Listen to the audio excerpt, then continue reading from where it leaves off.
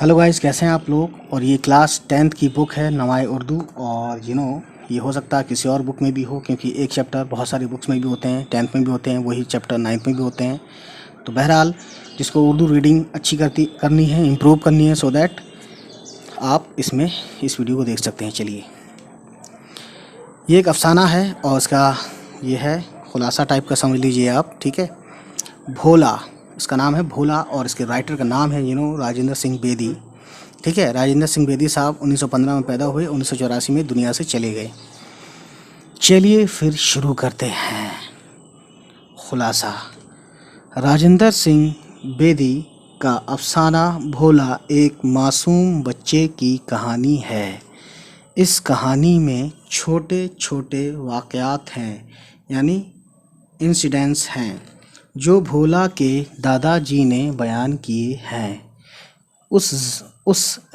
इस अफसाने में एक छोटे बच्चे की मासूमियत, उसके दिल की नरमी और दर्दमंदी को बेदी ने खूबसूरत ढंग से पेश किया है। ठीक है, अब आगे देखते हैं। 2 दिन बाद राखी का त्यौहार था और भोला का मामा अपनी बेवा बहन से राखी बंधवाने के लिए आने वाला था और भोला की माँ उसके लिए दूध से मक्खन निकाल कर एक कूजे में जमा कर रही थी। यानी होता है कि मतलब बर्तन टाइप का होता है, उसमें रख रही थी वो। ठीक है, और ऐसा उस वक्त करती थी जब उसका कोई अजीज़ आने वाला हो। अजीज़ बोलते हैं डियर, या अपना कोई ख़ास आदमी जिससे हम मोहब्बत रखते हैं। भोला के दादाजी अपनी बेवा बहू से कहते थे कि वो अच्छे कपड़े और जेवर पहने।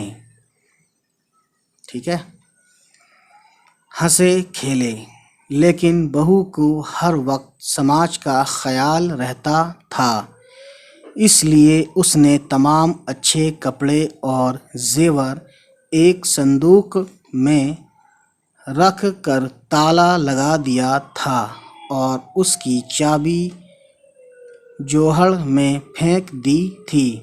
ये एक जोहड़ है, एक तरह से आप समझ लीजिए अलमारी टाइप का होता है ना। और ये गांव की लैंग्वेज है तो आगे देखते हैं।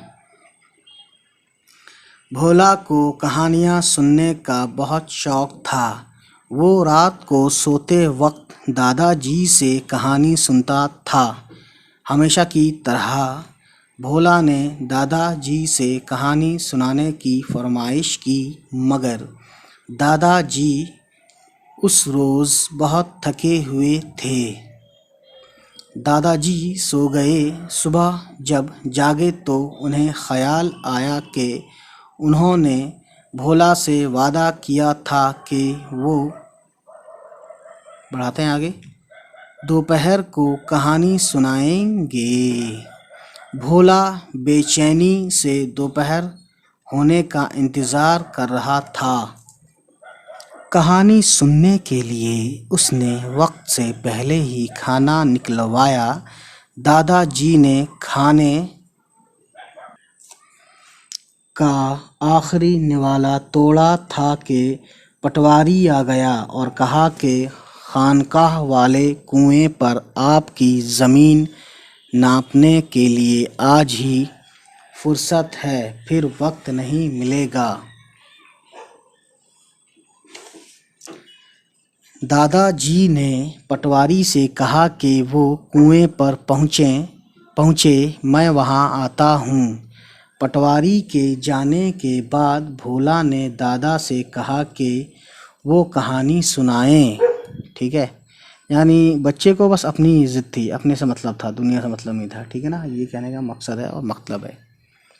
दादाजी ने टालने के लिए कहा कि दिन को कहानी सुनाने से मुसाफिर रास्ता भूल जाते हैं। भोला को इस बात पर यकीन नहीं आया और वो दादाजी से कहानी सुनाने के लिए इसरार यानी कि ज़िद करने लगा। दादाजी ने फिर टालने के लिए कहा कि मैं कहानी सुनाता हूँ और अब कोई मुसाफिर रास्ता भूलेगा तो उसके जिम्मेदार तुम होगे। ठीक गाइस, अब देखते हैं। इतना कहकर दादा ने 7 शहजादों और 7 शहजादियों की लंबी कहानी सुनाई ताकि भोला खुश हो जाए। मगर भोला कहानी सुनने के बाद पहले की तरह खुश नहीं हुआ, बल्कि उसके चेहरे पर अफसुर्दगी यानी कि थोड़ा सा मायूसी थी और वो कुछ कांप भी रहा था। भोला के मामू को सुबह पहुंचना था। मामू या मामा एक ही बात है। मगर शाम तक मामू जी घर नहीं पहुंचे तो वो घर के दरवाजे पर बैठकर उनका इंतज़ार करने लगा। ठीक है, आगे बढ़ाते हैं इसको। रात होने वाली थी तो दादा भोला को दरवाजे से उठाकर घर में ले आए और भोला बिस्तर पर लेट गया। कुछ देर बाद दादाजी की आंख खुली तो उन्होंने देखा कि कमरे में अंधेरा है, बत्ती भी दीवार पर नहीं है और भोला भी बिस्तर पर नहीं है।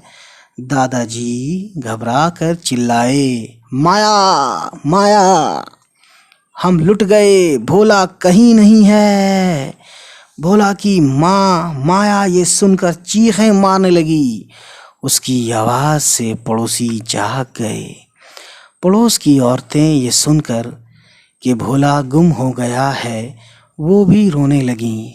कितनी मासूमियत थी इन लोगों में कि वो लोग भी रोने लगे, क्योंकि उन दिनों गांव में मेला भी लगा हुआ था और लोग कहते थे कि इनमें से ऐसे लोग भी आए हुए हैं।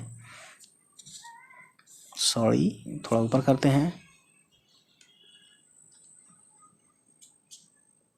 ये कहते हैं कि उनमें ऐसे लोग भी आए हुए हैं जो बच्चों को अगवा कर लेते हैं, यानी किडनैप कर लेते हैं।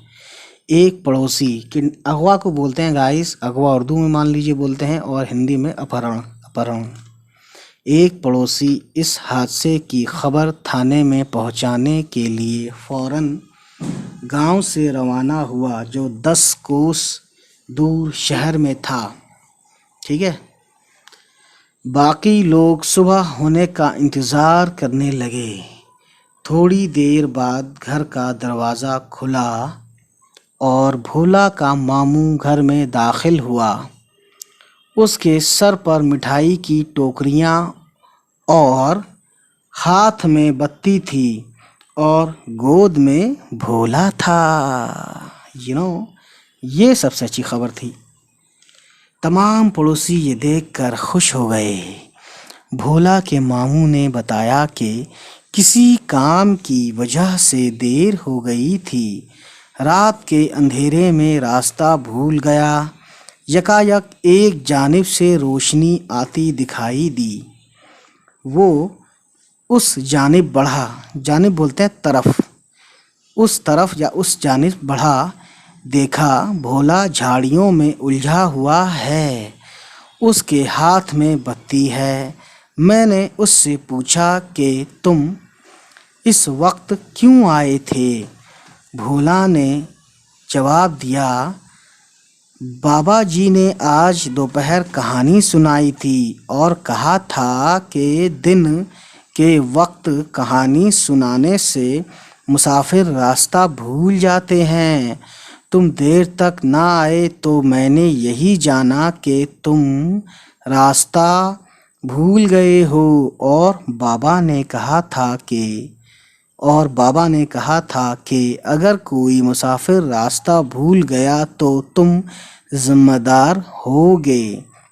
तो गाइस देख सकते हैं ये लाइन आ गई है, इसका मतलब है कि कहानी ख़त्म होती है। ठीक है, इस लाइन के पीछे हम ये लगाते हैं।